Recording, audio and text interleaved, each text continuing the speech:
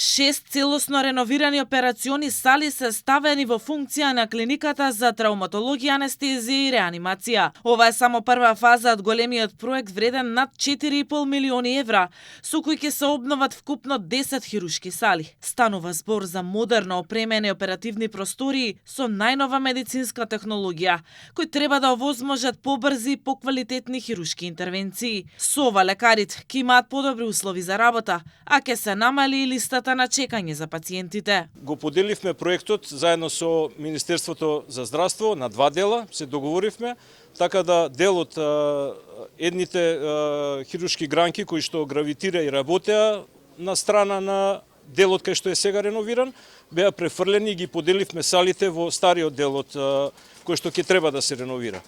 Тоа значи дека листите на чекања не трпеа, затоа што клиниката Тоарилуц, травматологија, ортопедија, урологија и детско работеа напорно во овој период и некои дури и трисменски. Кога ги видовте, салите се навистина со светски стандарди, тоа е задоволство за здравствениот систем.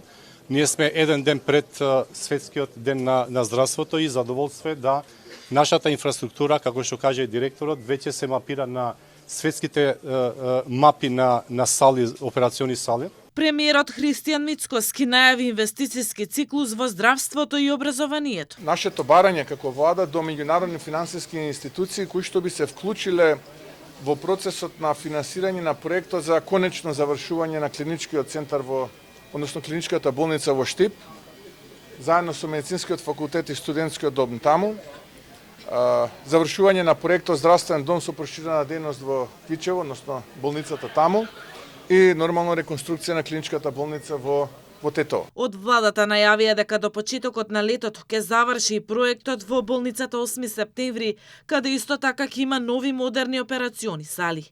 Според премиерот, со овие инвестиции, земјата има амбиција да стане лидер во регионот во овој сегмент од здравството.